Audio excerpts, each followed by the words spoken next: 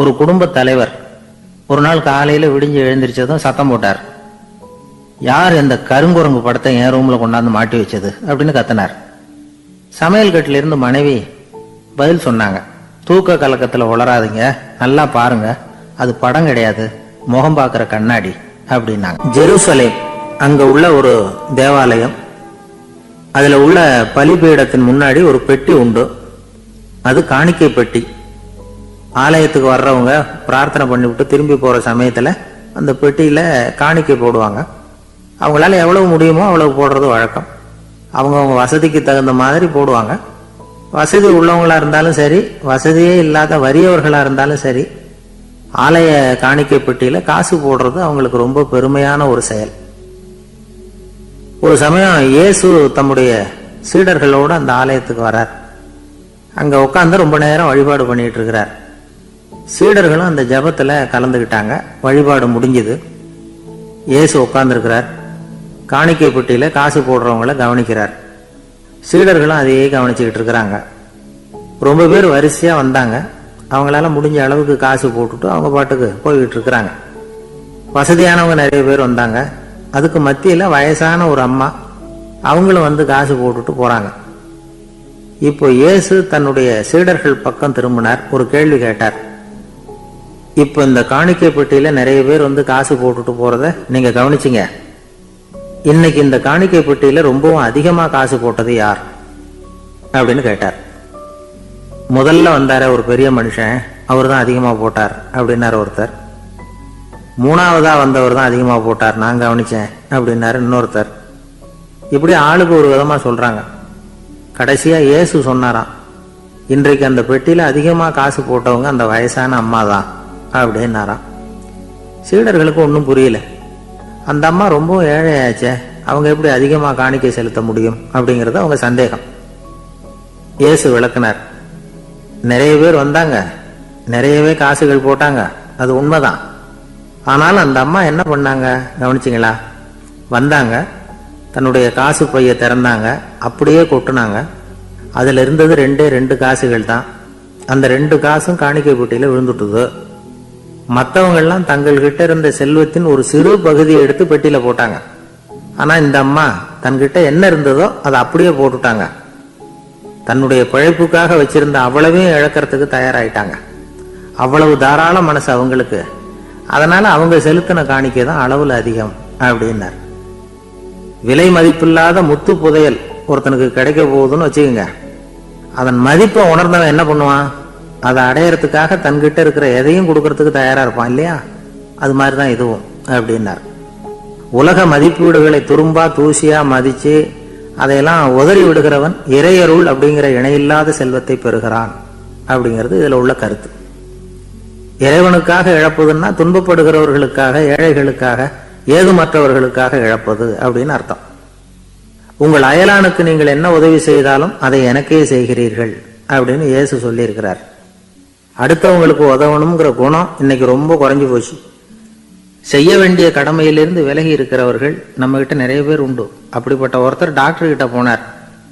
Doctor, நான் ஒரு government ஆபீஸ்ல வேலை பார்க்கறேன், எனக்கு ஒரே அசதியா இருக்கு, என்னை சோதிச்சு பாருங்க, ஆலோசனை சொல்லுங்க ஏதாவதுன்னார். டாக்டர் அவரை பரிசோதனை பண்ணி பார்த்துட்டு சொன்னார், இதோ பாரு, உனக்கு இப்போ தேவைப்படுறது முழு ஓய்வு. நீ எவ்வளவு சீக்கிரமா ஆபீஸுக்கு போறியோ அவ்வளவுக்கு உனக்கு நல்லது அப்படின்னாராம். எனக்கு தெரிஞ்ச ஒருத்தர் இருக்கார். அவரு ஒரு பெரிய காவல்துறை அதிகாரி, ரொம்ப கண்டிப்பானவர். அவரை கண்டாவே எல்லாரும் பயப்படுவாங்க. அப்படிப்பட்டவர் வீட்டுக்கு போனா அப்படியே அடியோட மாறிடுவார். அங்க போய் பாத்தீங்கன்னா குழந்தைகளோட குழந்தையா அவர் விளையாடிக்கிட்டு இருப்பார். அலுவலக சமயத்துல பாத்தீங்கன்னா குதிரை முதுகுல அவர் உட்கார்ந்துருப்பார். வீட்டுல பாத்தீங்கன்னா அவரு முதுகுல குழந்தை உட்காந்துருக்கும். அவரு குதிரை மாதிரி போயிட்டு இருப்பார். இது எப்படிங்க முடியுது உங்களால அப்படின்னு கேட்டாங்க. அது ஒண்ணும் இல்ல, இங்க வீட்டுக்கு வந்த உடனே என்னோட மனசை தனியா எடுத்து வச்சிருவேன் அப்படின்னார். அது என்னங்க உங்க சட்டப்பயிலியா இருக்குது மனசு, அது தனியா எடுத்து வைக்கிறதுக்கு அப்படின்னு கேட்டாங்க. அப்படி இல்லைங்க, இது ஒரு பயிற்சி, மனப்பயிற்சி, அவ்வளவுதான் அப்படின்னார். இப்படி சமயம் பார்த்து மனசை தனியா வச்சுட தெரிஞ்சவங்க வாழ்க்கையில எப்பவும் உற்சாகமா இருப்பாங்க அப்படிங்கிறது பெரியவங்க கருத்து. ஒரு டாக்டர் ஆஸ்பத்திரியில் இருக்கிற வரைக்கும் டாக்டரா இருக்கலாம். அவர் மனைவிகிட்டையும் அவர் டாக்டரா இருக்க வேண்டிய அவசியம் இல்லை.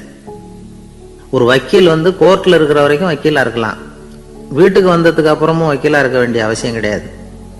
வீட்டில் குழந்தைகள்கிட்ட விளையாடும் பொழுதும் அதுகள்கிட்ட ஃபீஸு கேட்டுக்கிட்டு இருக்கக்கூடாது. நாம் எப்படி இருக்கணும்னு பெரியவங்க சொல்கிறாங்கன்னா, மனசோட சேரக்கூடாதான். அப்படி சேராமல் வாழ்க்கையை கவனிக்கணுமா. மனசை அப்படியே தனியாக எடுத்து பக்கத்தில் வச்சுடணும். அப்படின்னா அதை அப்படியே தூக்கி எறிஞ்சுடு அப்படின்னு அர்த்தம் இல்லை. ஏன்னா மனசுங்கிறது நமக்கு உபயோகப்படக்கூடிய ஒன்று தான். எப்போ எப்போ அது தேவையோ அப்பப்போ எடுத்து உபயோகப்படுத்திக்கணும். தேவைப்படுறப்போ எடுத்து கண்ணாடியை மாட்டிக்கிறோம்ல, படிக்கும் பொழுது கண்ணாடி தேவைப்படுதோ எடுத்து மாட்டிக்கிறோம் இல்லையா, அது மாதிரி கணக்கு போடுறதுக்கு மனசு தேவை. கடைக்கு போய் ஒரு பொருள் வாங்குகிறோம், காசு கொடுக்குறோம், மீதி சில்லறை சரியாக இருக்கா அப்படின்னு எண்ணி பார்த்து வாங்க வேண்டியிருக்கு. அந்த சமயத்தில் மனசை எடுத்து தனியாக வச்சுட்டேன் அப்படின்னு சொல்லிட்டு இருக்கக்கூடாது. பரீட்சைக்கு படிக்க வேண்டியிருக்குது, படித்ததையெல்லாம் அப்படியே நினைவில் வச்சுக்க வேண்டியிருக்கு, அந்த சமயத்தில் மனசை தூக்கி எறிஞ்சுட்டேன் சார் அப்படின்னு சொல்லிட்டு இருக்கக்கூடாது. அப்படி சொன்னால் பரீட்சை நம்மளை தூக்கி எறிஞ்சிடும். அதனால் தேவைப்படுறப்போ மனசை உபயோகப்படுத்தணும், தேவையில்லாதப்போ அதை தனியாக ஓய்வு எடுத்துக்க விட்டுடணும். இப்படி நாம் பழக்கப்படுத்திக்கிட்டா வாழ்க்கைங்கிறது நமக்கு புதுசாக தெரியுமா. மனசுக்கும் ஒரு சக்தி கிடைக்கும். எந்திரங்களுக்கு ஓய்வு கொடுக்குற மாதிரி மனசுக்கும் ஓய்வு கொடுக்கணும், இல்லைன்னா அது களைச்சி போயிடும். குழந்தைகள் மனசை சுமந்துக்கிட்டு இருக்கிறது இல்லை. இது முதியவர்கள் குழந்தைகள்கிட்ட இருந்து கற்றுக்க வேண்டிய ஒரு பாடம். ஆனாலும் இந்த கால குழந்தைகள்கிட்ட ரொம்ப எச்சரிக்கையாக இருக்க வேண்டியிருக்கு. ஒரு தாத்தாவும் பேரனும் விளையாடிக்கிட்டு இருக்கிறாங்க. தாத்தா, எனக்கு சைக்கிள் ஓட்ட கற்றுக் கொடு அப்படிங்கிறான் பேரன். சைக்கிள் உயரம் கூட இல்லை, அதுக்குள்ளே சைக்கிள் ஓட்டணுமா அப்படின்னார் தாத்தா. ஏன் தாத்தா, ரயில் ஓட்டுறாரு, அவர் என்ன ரயில் நீளமா இருக்கார் அப்படின்னு கேட்டானா அந்த பையன். ஒரு நல்ல நகைச்சுவை எப்படி இருக்கணும், இதுக்கு ஒவ்வொருத்தர் ஒவ்வொரு மாதிரியான விளக்கத்தை கொடுத்துருக்குறாங்க. ஆனா கலைவாணர் NS கிருஷ்ணன் கொடுக்குற விளக்கம் என்ன தெரியுமா?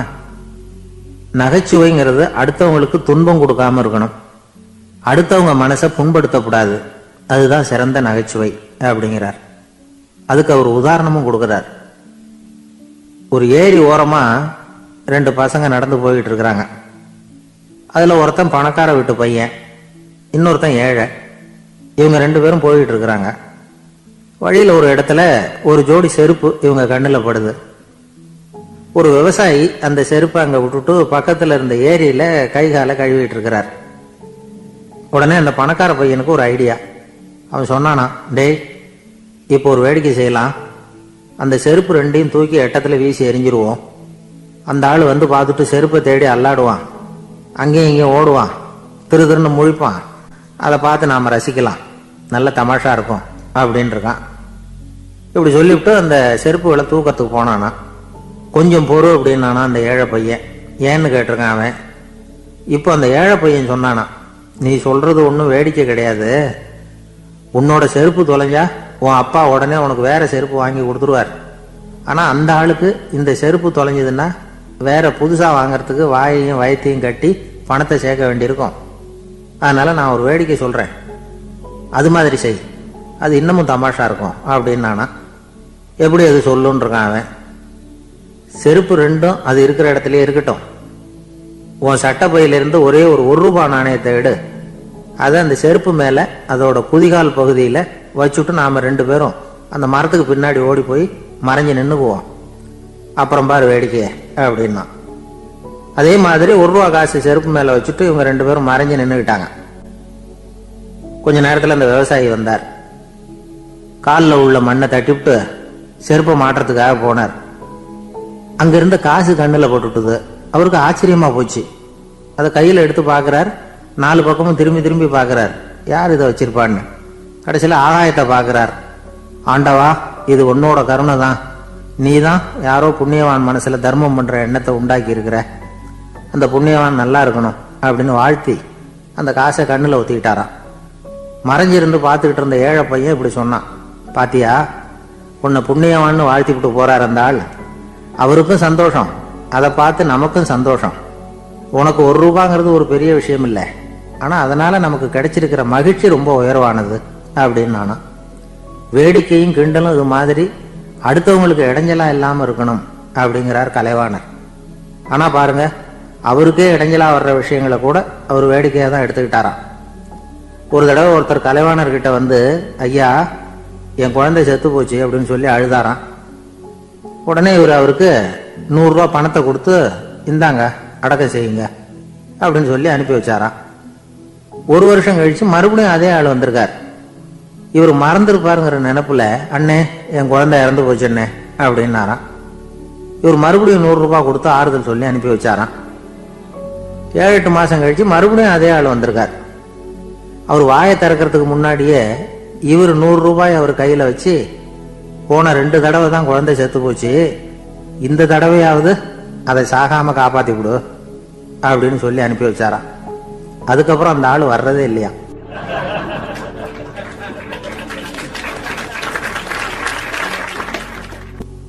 ஒரு நாள் ஒரு நண்பரை சந்திச்சேன். உங்க வீடு எதுன்னு உங்களுக்கு தெரியுமா சார்ன்னு. அவர் என்ன ஒரு மாதிரியா பார்த்தார். அப்புறம் சொன்னார், தெரியும் அப்படின்னாரு. சரி, உங்க தொலைபேசி எண் உங்களுக்கு தெரியுமான்னு. அதுவும் தெரியும்னார். உங்க மனைவி மக்கள் யார் யாருன்னு உங்களுக்கு தெரியுமான்னு கேட்டேன்.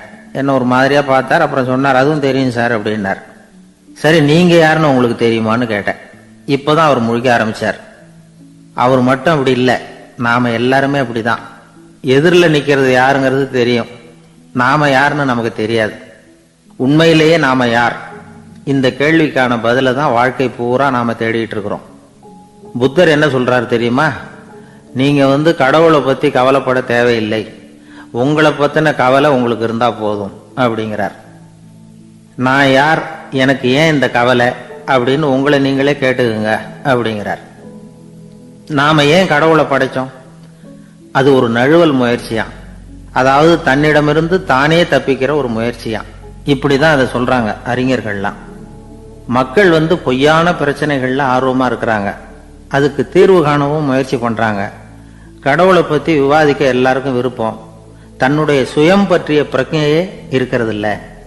ஆகக்கூடிய விஷயம் என்னன்னா, கடவுள் சமாளிப்புக்கு பயன்படுத்தப்படுகிறார். மனவியல் என்ன சொல்லுது தெரியுமா? கடவுள், சொர்க்கம், மறுபிறவி இதை பத்தி எல்லாம் பேச ஆரம்பிக்கிறவங்க யார் தெரியுமா? போருக்கு போறவன், துன்பத்துல சிக்கி கஷ்டப்படுறவன், நோய் படுக்கையில விழுந்தவன், இவங்க தான். நாம அனுபவத்திலேயே பார்க்கிறோமே இதையெல்லாம். கடவுளை துணைக்கு கூப்பிடுறவங்க யாருன்னு கவனிச்சு பாருங்க. பரீட்சை எழுத போறவன், வேலை தேடி அலையிறவன், பண நெருக்கடியில் இருக்கிறவன், விபத்துல சிக்கிக்கிட்டவன், இவங்கெல்லாம் தான். தேர்வுல வெற்றி பெற்றதும் அவரை துணைக்கு கூப்பிடுறது இல்லை, வேலை கிடைச்சதும் அவர் துணை தேவைப்படுறது இல்லை. ஏன் இப்படி? கொஞ்சம் யோசனை பண்ணி பாருங்க. துன்பம் வருகிற போது அந்த துன்பத்தை தவிர்க்க வேண்டிய நிலையில அதிலிருந்து நழுவி போறதுக்காக பிரார்த்தனை தேவைப்படுது. எல்லாம் நல்லபடியா நடக்கிறப்போ பிரார்த்தனை செய்யறது இல்லை. புத்தருடைய வழி என்ன தெரியுமா? அந்த வழியில கடவுளும் கிடையாது, பிரார்த்தனையும் கிடையாது. புத்தர் செய்தது இதைத்தான். அதாவது கடவுள்கிட்ட இருந்து மனிதனையும், மனிதன் கிட்ட இருந்து கடவுளையும் அவர் விடுவித்தார். புத்த மதம் என்ன சொல்லுது தெரியுமா? கடவுள் பிரச்சனை அல்ல, மனிதன் தான் உண்மையான பிரச்சனை அப்படின்னு சொல்லுது. உங்களை நீங்க நல்லா தெரிஞ்சுக்கிட்டா போதும், நீங்களே கடவுள் ஆயிடுவீங்க அப்படிங்கிறது தான் புத்த மதம். அதனால நமக்கு தேவை உள்முக பயணம். நான் யார் அப்படிங்கிற கேள்வியோட உள்ள போகணும். அங்க போனாதான் தெரியும் நான் அப்படின்னு அங்க யாருமே இல்லைங்கிறது. இதெல்லாம் புத்தர் சொல்லுகிற ஒரு தத்துவம். தத்துவம்னு சொன்னாவே நமக்கெல்லாம் அதை புரிஞ்சுக்கிறது கஷ்டம்தான். நம்ம பொறுத்த வரைக்கும் தத்துவம்ங்கிறதுல 2 வகை உண்டு. ஒன்னு தத்துவம், இன்னொன்னு மகா தத்துவம். தத்துவம்னா என்ன தெரியுமா? கேட்கறவங்களுக்கு புரியப்படாது, அதுதான் தத்துவம். மகா தத்துவம் என்னன்னா சொல்றவங்களுக்கும் புரியப்படாது. அந்த வகையில பார்த்தா இன்று ஒரு தகவலும் ஒரு மகா தத்துவம் தான். ஒரு ஊர்ல ஒரு ஆள் இருந்தான்.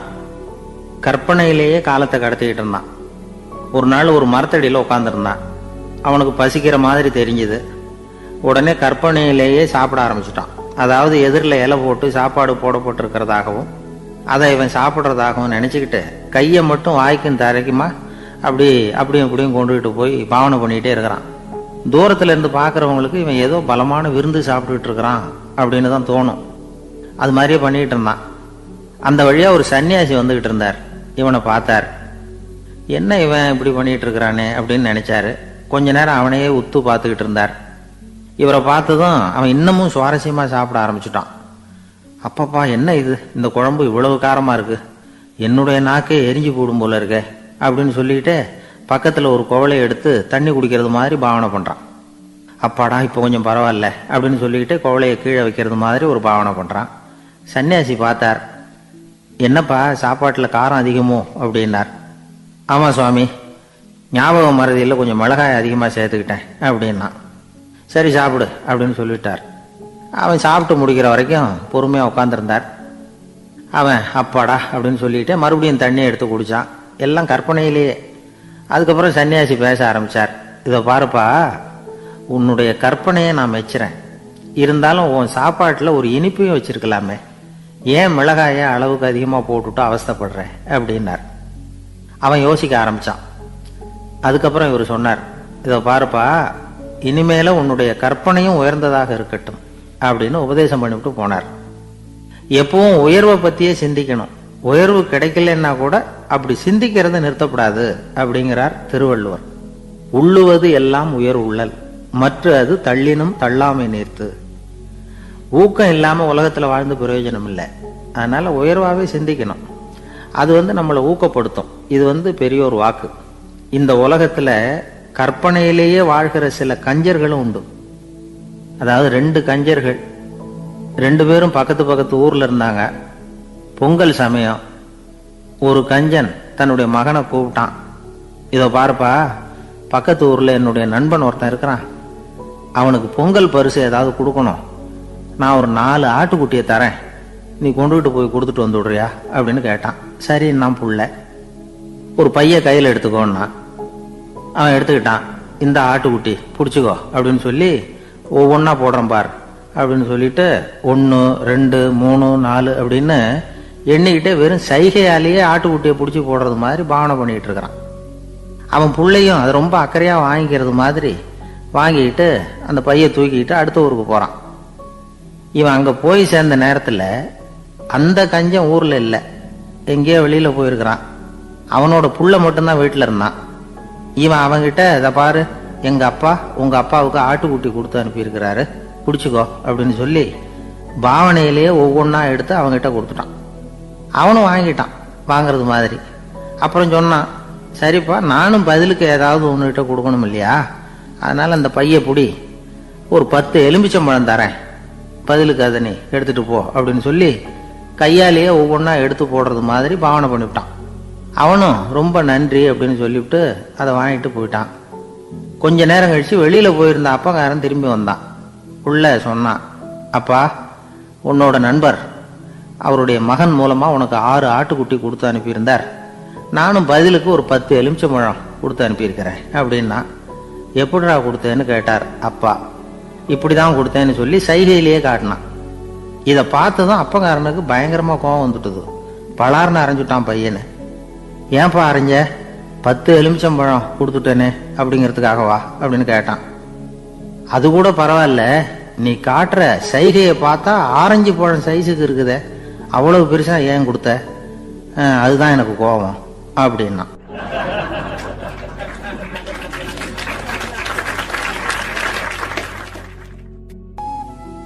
ஒரு ஆள் இருந்தார். அவரு தன்னை ஒரு குருன்னு சொல்லிக்கிட்டார். மௌன குரு, வாயை திறக்கிறது இல்லை. அவருக்கு 2 சீடர்கள் உண்டு. இவங்க தான் வர்றவங்க கிட்ட பேசுவாங்க, விளக்கம் கொடுப்பாங்க. ஒரு நாள் இந்த சீடர்கள் 2 பேரும் எங்கேயோ வெளியில போயிட்டாங்க. அந்த நேரம் பார்த்து ஒருத்தர் அங்க வந்தார். குரு கிட்ட போனார். குருவே, புத்தர்னா என்ன அப்படின்னு கேட்டார். குருவுக்கு ஒன்றும் புரியல. அவர் உண்மையான குருவா இருந்தாவில் புரியும். திருன்னு முழிக்க ஆரம்பிச்சார். இந்த நேரம் பார்த்து இந்த சீடர்களும் எங்கேயோ போயிட்டாங்களே, என்ன பண்றது, உதவிக்கு யாராவது கிடைக்க மாட்டாங்களா அப்படின்னு அப்படி சுற்றுமுற்றும் பார்த்தார். வந்தவர் இதை கவனிச்சார். ஏதோ புரிஞ்சுக்கிட்ட மாதிரி அடுத்த கேள்வியை கேட்டார். தர்மம்னா என்ன சுவாமி அப்படின்னார். குருவுக்கு ரொம்ப சங்கடமா போச்சு. நம்ம நிலைமை இப்படி ஆயிட்டுதே, இக்கட்டில் விட்டுட்டு போயிட்டாங்களே, எங்கேயோ இப்படி மாட்டிக்கிட்டோமே அப்படின்னு சொல்லி விட்டத்தை பார்த்தாராம். அப்புறம் குனிஞ்சு தரைய பார்த்தார். அப்படியே உட்காந்துட்டார். வந்தவர் உடனே அடுத்த கேள்விக்கு போயிட்டாராம். தியானம்னா என்ன சுவாமின்னாராம். பாவம் என்ன பண்ணுவார் அந்த குரு, பேசாம கண்ணை கெட்டியா மூடிக்கிட்டார். இது ஏதடா வம்பா போச்சுன்னு.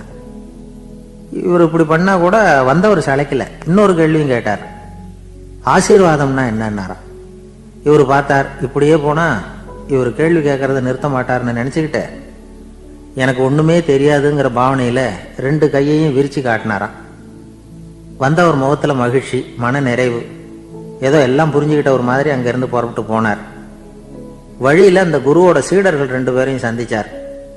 உங்கள் குருவை நாங்கள் பார்த்துட்டு வரோம் அப்படின்னாராம். இவர் என்ன நடந்ததுன்னு கேட்டிருக்காங்க அவங்க. இவர் விவரமாக சொன்னாராம். உங்கள் குரு எப்பேற்பட்ட ஞானி தெரியுமா? புத்தர்னா என்னன்னு கேட்டேன். அதுக்கு அவர் அப்படியும் இப்படியும் பார்த்தார். அதுக்கு என்ன அர்த்தம் தெரியுமா? மக்கள் புத்தரை அங்கேயும் இங்கேயும் தேடுறாங்க, உண்மையில் அவர் அங்கேயும் இங்கேயும் தேடி கண்டுபிடிக்க முடியாது அப்படிங்கிறத அவர் செய்கை மூலமாக உணர்த்தினார். அதுக்கப்புறம் தர்மம்னா என்னன்னு கேட்டேன். ஒரு மேலையும் கீழையும் பார்த்து தர்மம் சமமானது, அதில் உயர்வு தாழ்வு இல்லை அப்படிங்கிறத உணர்த்தினார். அதுக்கப்புறம் தியானம்னா என்னன்னு கேட்டேன். கண்ணை மூடிக்கிட்டார். கண்ணை மூடி காணும் அற்புதம் அதுங்கிறத புரிஞ்சுக்கிட்டேன். கடைசியாக ஆசீர்வதிக்கப்படுறது பற்றி கேட்டேன். கைகளை நீட்டி உதவுறது தான் அது அப்படிங்கிறத 2 கையையும் விரித்து உணர்த்தினார். எவ்வளோ பெரிய மகான் அவர் அப்படின்னு சொல்லிவிட்டு அவர் பாட்டுக்கு போயிட்டார். சீடர்கள் அதுக்கப்புறம் மெதுவாக குருக்கிட்ட வந்து சேர்ந்தாங்களாம். அவங்கள பார்த்ததும் குருவுக்கு கோபம் வந்துட்டுது. அடே பாவிகளா, எங்கடா போய் தொலைஞ்சிங்க? நான் ஒரு ஆளுகிட்ட மாட்டிக்கிட்டு என்ன பாடுபட்டிருக்கேன் தெரியுமா அப்படின்னாராம்.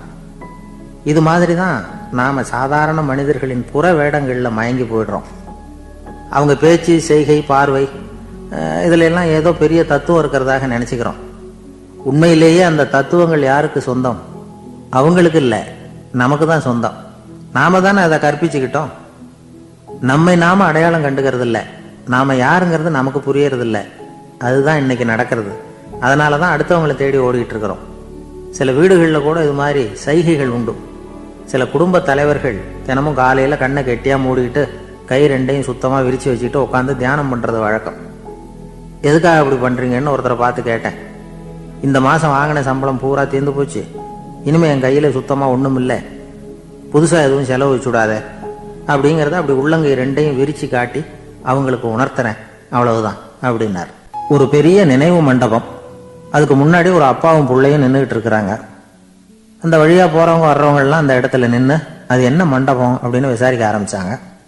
அந்த அப்பாவும் பிள்ளையும் தான் வர்றவங்களுக்கெல்லாம் விவரம் சொல்லிகிட்டு இருக்கிறாங்க. அதாவது இந்த இடத்துல ஒரு பெரிய மகான் சமாதி ஆயிருக்கார், அவர் சமாதியான இடத்துல இந்த நினைவு மண்டபத்தை கட்டியிருக்கிறோம் அப்படின்னாங்க. ஊரு பூரா இந்த செய்தி பரவிச்சு. நிறைய பேர் அந்த இடத்தை தேடி வர ஆரம்பித்தாங்க. இங்கே வந்து கொஞ்சம் நேரம் உட்காந்துட்டு போனால் மனசுக்கு ஒரு நிம்மதி கிடைக்கிது அப்படின்னாங்க. அங்கே இருந்த உண்டியலில் நிறைய காசு போட்டுட்டு போகிறாங்க. பணம் கிடுகிடுன்னு நிறைய சேர ஆரம்பிச்சுட்டுது. பணம் நிறைய சேர்ந்த உடனே அந்த அப்பாவுக்கும் பிள்ளைக்கும் தகராறு வந்துட்டுது. பணம் சேர்ந்தாலே சொத்து தகராறு வரத்தானே செய்யும், அது மாதிரி வந்துட்டுது.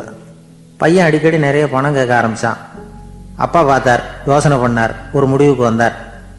ஒரு நாள் பையனை கூப்பிட்டார். இதை பாருப்பா, நமக்குள்ள தகராறு வேணாம், அப்பாவும் பிள்ளையும் இப்படி சண்டை போட்டுக்கிட்டா பார்க்குறவங்க தப்பாக நினைப்பாங்க, அதனால் நமக்குள்ள சமரசமாக இதை தீர்த்துக்குவோம், என்ன சொல்கிற அப்படின்னார் அப்பா. சரின்னு நான் பையன். உடனே அந்த அப்பா என்ன பண்ணார் தெரியுமா? மகன்கிட்ட கொஞ்சம் பணத்தை கொடுத்தார். தன்கிட்ட இருந்த ஒரு கழுதையையும் கொடுத்தார். இதை வச்சு நீ பொழைச்சிக்கோ அப்படின்னு சொல்லி அனுப்பி வச்சுட்டார். மகன் அந்த கழுதையை இழுத்துக்கிட்டு அடுத்த ஊருக்கு போனான். வழியிலேயே அந்த கழுதை செத்து போச்சு. உடனே என்ன பண்ணலாம்னு யோசனை பண்ணான். ஒரு ஐடியா வந்தது. அந்த கழுதையை ஒரு சாலை ஓரமாக புதைச்சான். கையில் இருந்த பணத்தை வச்சு அந்த இடத்துல ஒரு கல் மண்டபம் கட்டினான். அந்த வழியாக 2 பேர் வந்தாங்க. இது என்ன மண்டபம்னு விசாரிச்சாங்க.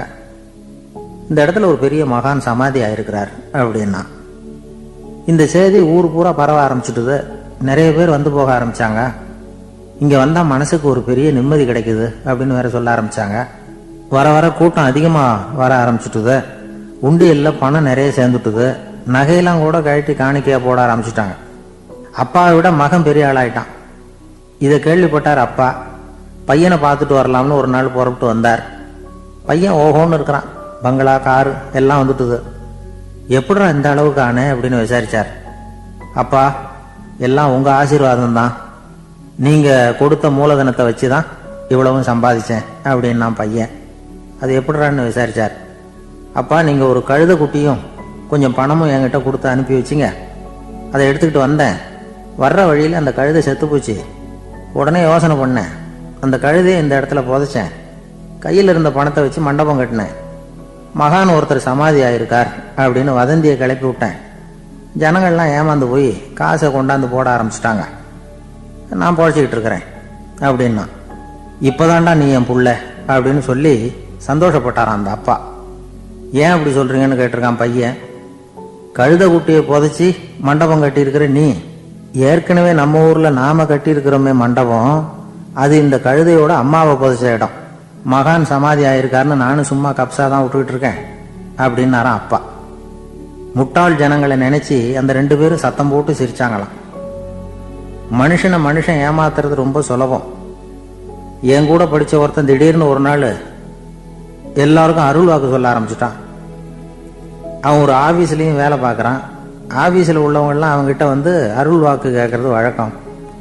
ஒரு நாள் நான் அவன் முன்னாடி போய் உட்காந்து பேசிக்கிட்டு இருந்தேன்.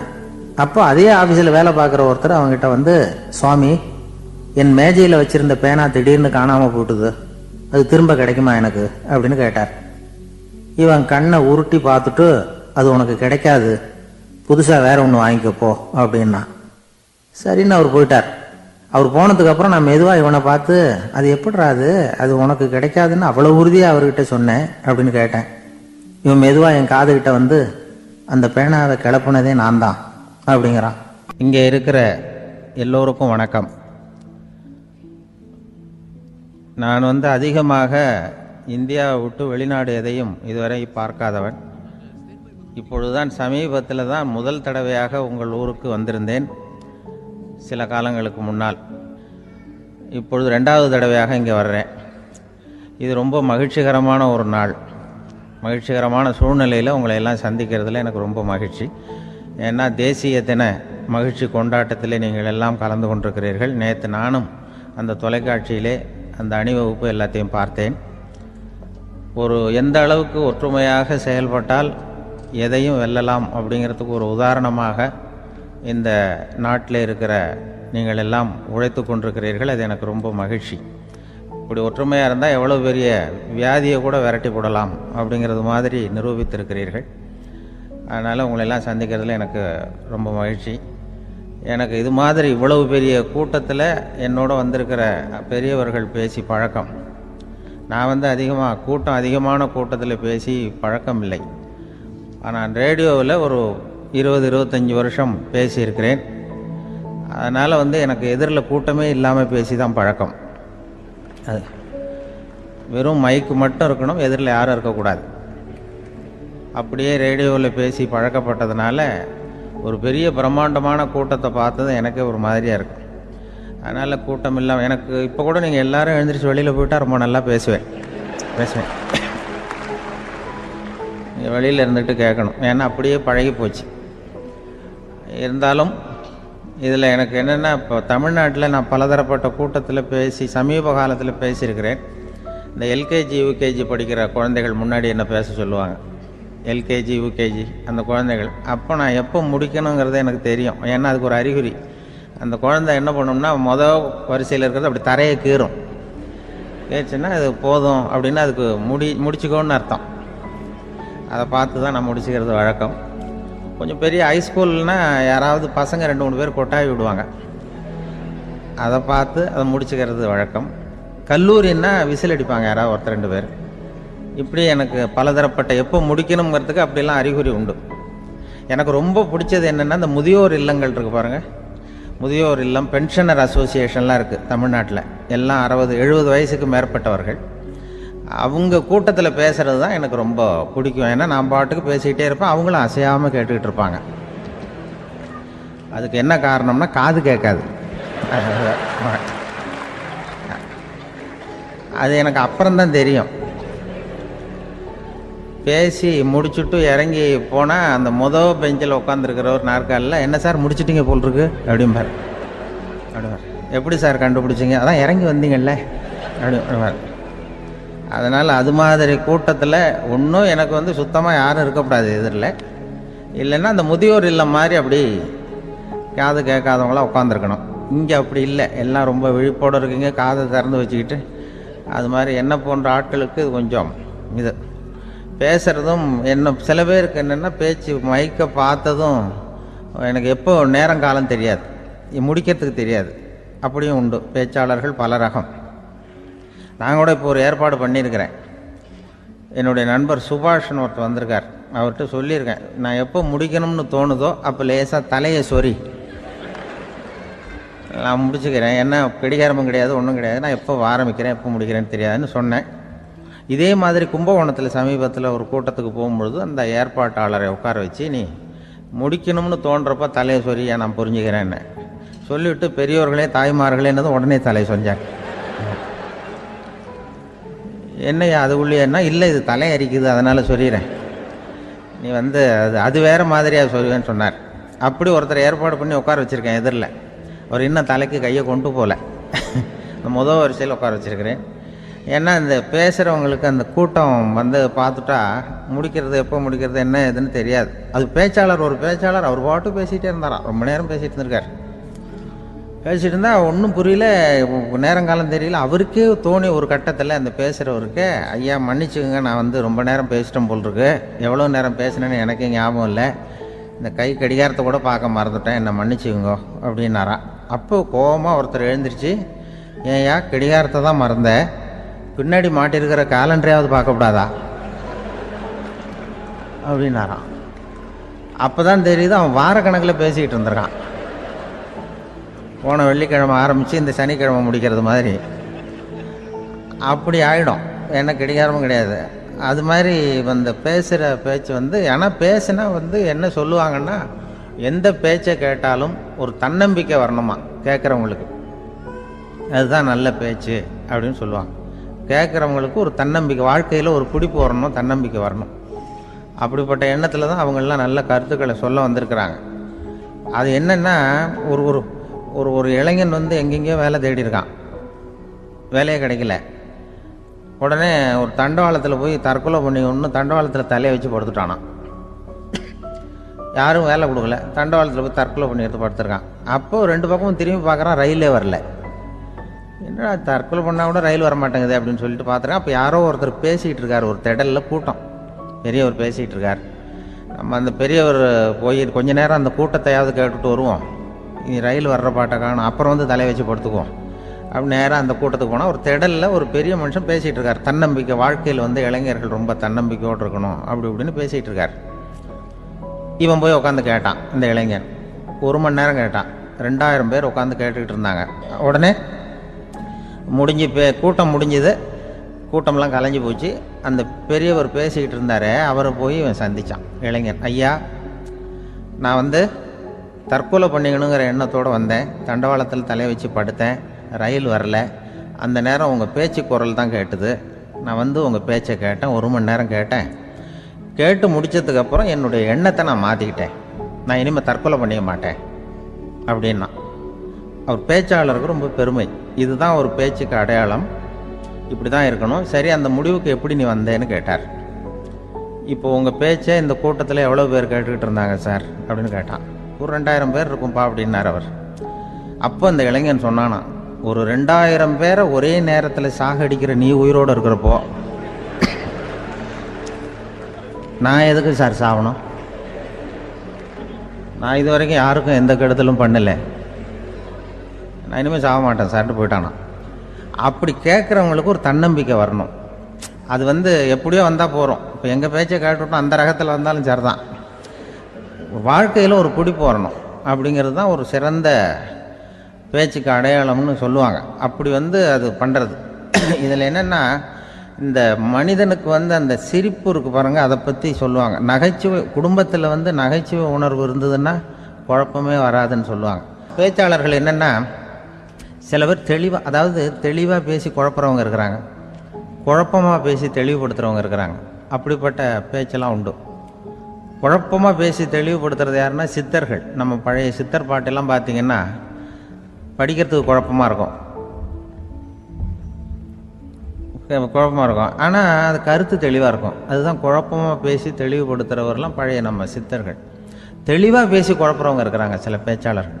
இருக்காங்க. ஒருத்தன் ஆடு மேய்ச்சிக்கிட்டு இருந்தானா, ஒரு ஆடு மேய்ச்சிக்கிட்டு இருந்திருக்கிறான் ஒரு திடலில். அந்த ஆடு மேய்க்கிற அந்த ஆள் ரொம்ப தெளிவாக பேசணும்னு நினைக்கிறவன். அவர்கிட்ட போய் கேட்டிருக்கான், அந்த ஆள்கிட்ட போய் ஒருத்தன் கேட்டான், மந்தையில் எத்தனை ஆடுப்பா இருக்கு அப்படின்னா. அப்போ அவன் சொன்னான், ஆடு மேய்க்கிறவன் சார், எதையும் தெளிவாக கேட்கணும், நீ கருப்பாட்டை கேட்குறியா வெள்ளாட்டை கேட்குறியா அப்படின்ட்டுருக்கான். கருப்பாடு அது ஒரு 50 இருக்குது அப்படின்னா, சரி வெள்ளாடு எத்தனை இருக்குது அப்படின்னா அதுவும் 50 தான் இருக்குது அப்படின்ட்டுருக்கான்.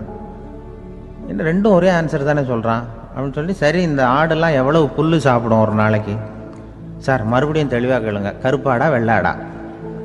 கருப்பாடு அப்படின்னா 10 கிலோ சாப்பிடும். சரி வெள்ளாடு அதுவும் 10 கிலோ சாப்பிடும். ரெண்டுக்கும் அதே தான் சொல்கிறான். சரிப்பா இது எல்லாம் எவ்வளவு பால் கறக்கும் இந்த ஆடெல்லாம்? சார் திருப்பி திருப்பி சொல்ல தெளிவாக கேளுங்க, கருப்பாடா வெள்ளாடான்னா? கருப்பாடு தினம் 5 லிட்டர் கறக்கும், வெள்ளாடு அது 5 லிட்டர் தான் கறக்கும். அப்புறம் இப்படியே இவன் தெளிவாக பேசி இவன் என்ன சொல்லிட்டு வரான்னு தெரியல. ரெண்டும் ஒரே ஆன்சர் தான், அப்புறம் எதுக்கு பிரித்து பேசுகிறேன், ரெண்டும் ஒன்று தாடா சொல்கிறேன்னு இருக்காரு. அப்படி இது ஆரம்பத்திலே கேட்டால் சொல்லிட்டு போகிறேன்.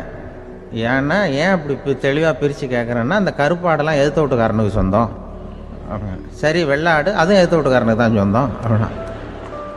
இப்போ இவன் என்ன பேசினா தெளிவாக பேசி குழப்பிக்கிட்டு இருக்கான்னு அர்த்தம். இப்போ எதுக்கு இந்த அறிகுறியை சொல்கிறேன்னா, நான் பேசுகிறது கூட அப்படி தான் இருக்கும். ஏன்னா குழப்பமாக பேசி தெளிவுபடுத்துகிறவர்கள் பின்னாடி வராங்க, அவங்க கொஞ்சம் அவங்க. அதனால் நம்மளால் முடிஞ்ச வரைக்கும் கொஞ்சம் தெளிவாக பேசி உங்களை குழப்பி வச்சோம்னா அவங்க வந்து பின்னாடி பார்த்துக்குவாங்க. அதுதான்.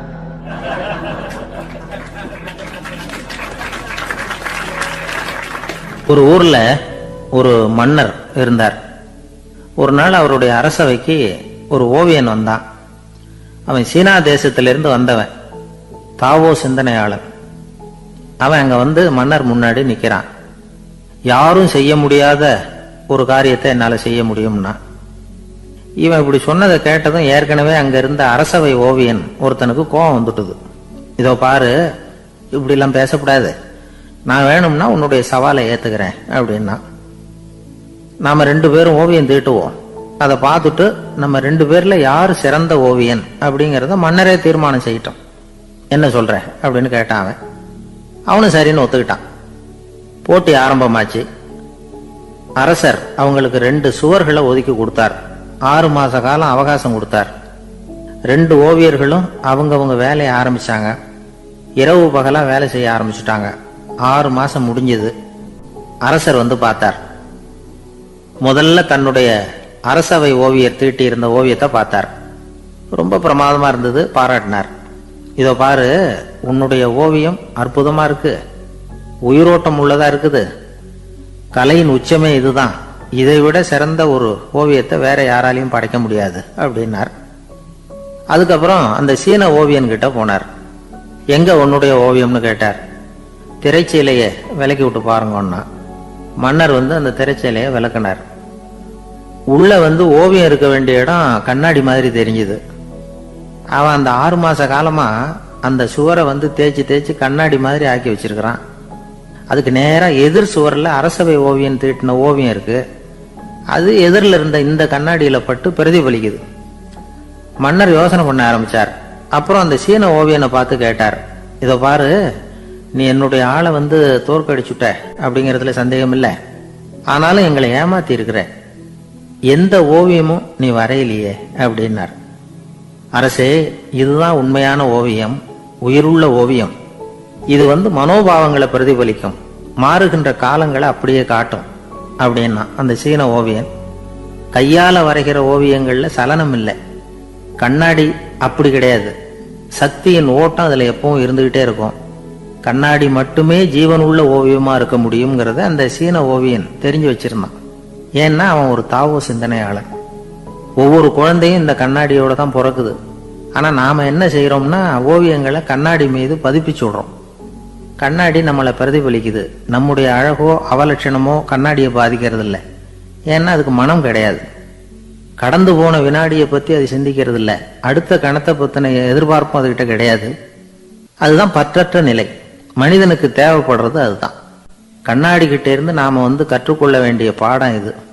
வாழ்க்கையில வந்து மனிதர்களை நேசிக்கலாம், உலகின் அழகையெல்லாம் பிரதிபலிக்கலாம், ஆனா எதையும் பற்றி கொண்டு விடக்கூடாது அப்படிங்கிறது பெரியவர்கள் அறிவுரை. துயரம்ங்கிறது பற்றுக்களின் சாயை.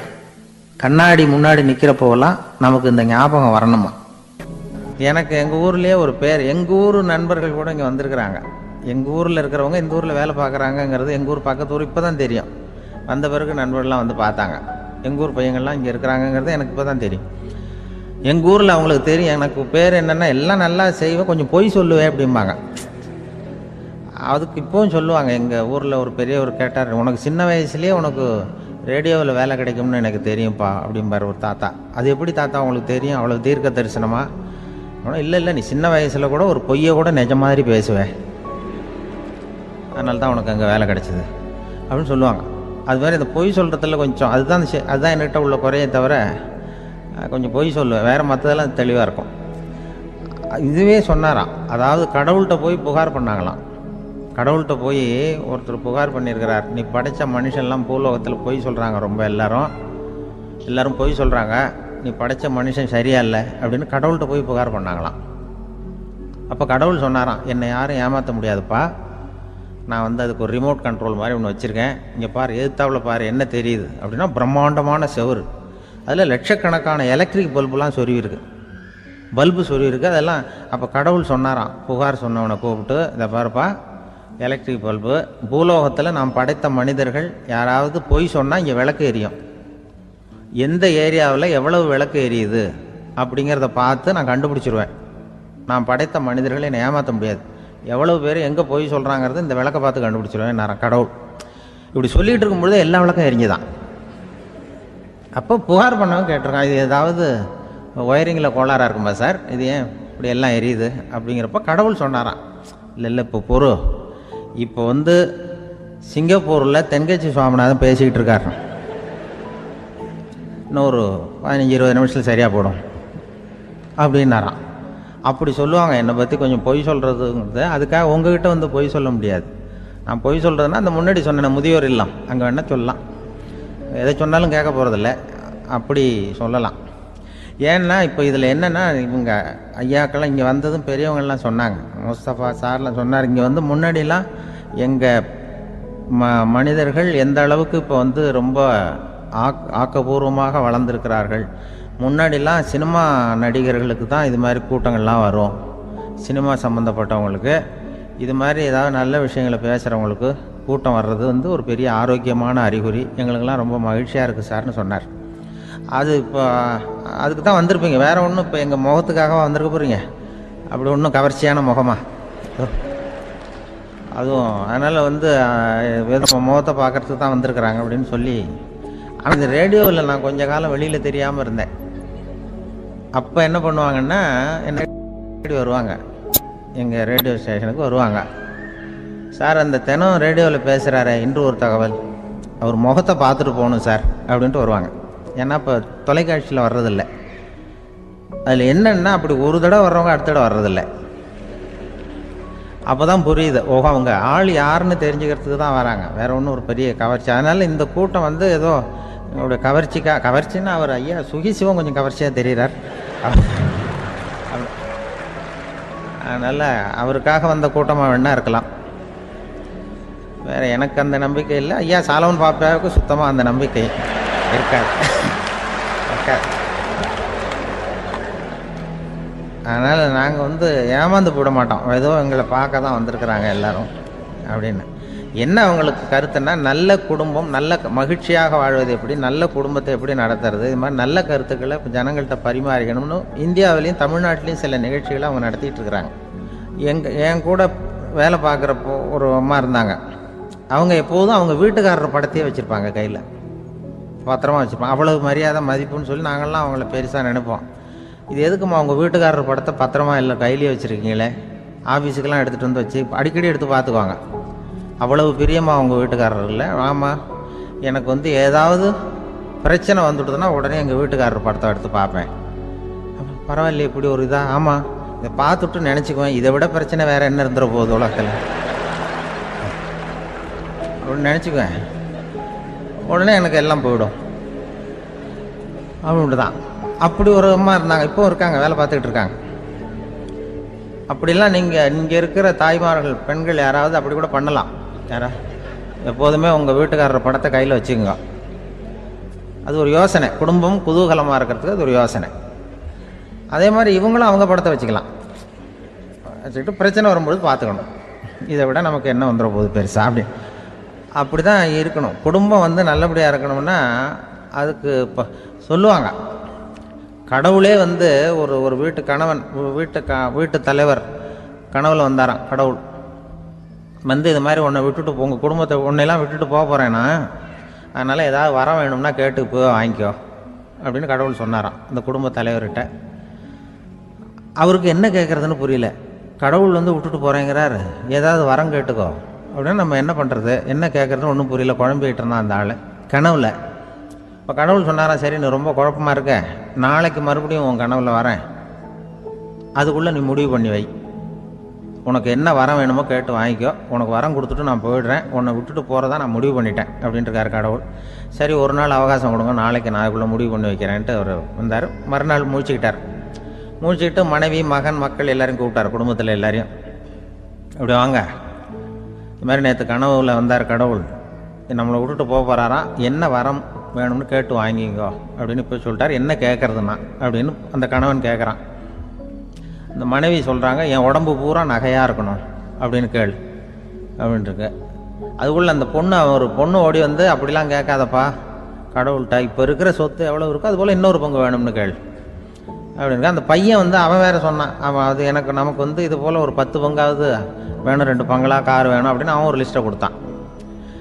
இவர் என்ன கேட்குறதுன்னு முடிவு பண்ணுறதுக்குள்ள அங்கே வேலை செய்கிற அம்மா, ஒரு வயசான அம்மா வந்திருக்கு, வேலை செய்கிற அம்மா. அது வந்து சொல்லிச்சான் இவர்கிட்ட, தப்பாரு கடவுள்கிட்ட அப்படிலாம் கேட்காதப்பா, நாளைக்கு வரும்பொழுது என்ன வர வேணும்னா எங்கள் குடும்பத்தில் எல்லாரும் அன்பாக இருக்கணும், பாசமாக இருக்கணும்னு கேட்டு வாங்கிக்கோ வரத்தை, அன்பு பாசம் குடும்பத்தில் எப்போதும் நிலவணும்னு கேட்டு வாங்கிக்கோ, வேற எல்லாம் நம்ம பார்த்துக்கலான்னு அந்த பெரியம்மா சொல்லிச்சான்.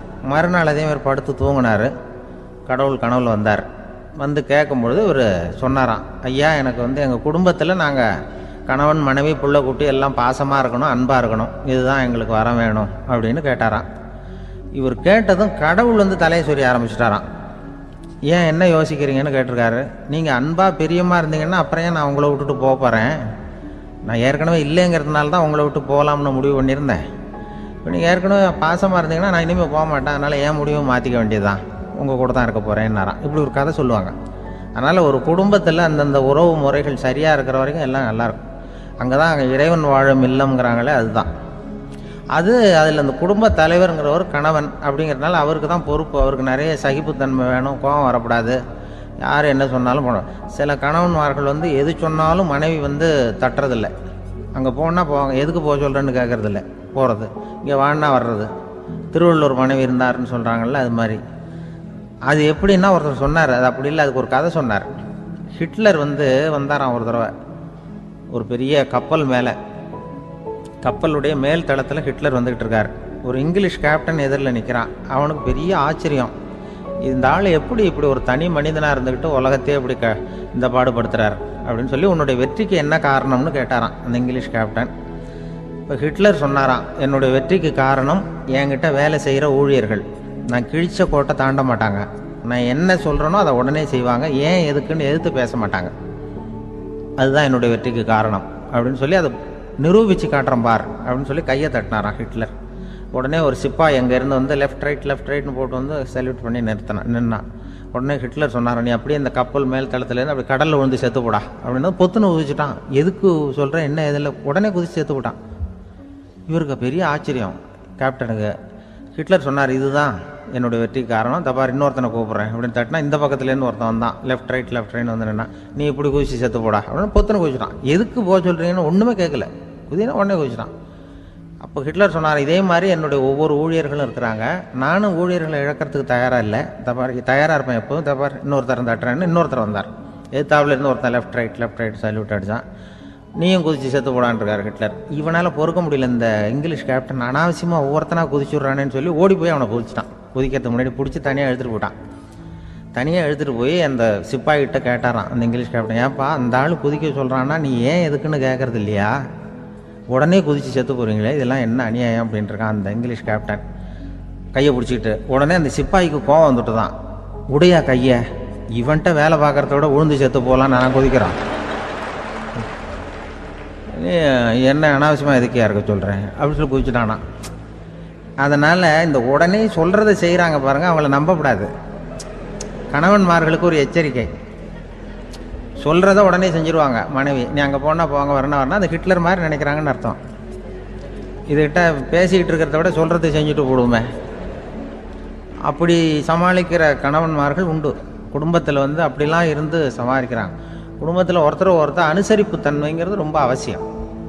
கணவன் மனைவின்னா அனுசரித்து போகணும்னு சொல்லுவாங்க. அதாவது ஒரு கணவன் அதுக்காக தான் அந்த காலத்துலலாம் ஒரு வீட்டுக்கு வந்து மாப்பிள்ளை தேடுறதுங்கிறது ஒரு பெரிய குடும்பத்தை நிர்வகிக்கிற அளவுக்கு ஒரு கணவனாக வரக்கூடிய எப்படி இருக்கணும் அப்படின்னா, அந்த காலத்தில் புலி வேட்டைக்கு போகணும். ஒரு பொண்ணுக்கு மாப்பிள்ளை தேடுறதுன்னா நம்ம தமிழ் பழக்கம் என்னென்னா, காட்டுக்கு போய் ஒரு புலியை வேட்டையாடிட்டு வரணும். அந்த புலி பல்லு அல்லது நகத்தை கொண்டுட்டு வரணும் அந்த இளைஞன்.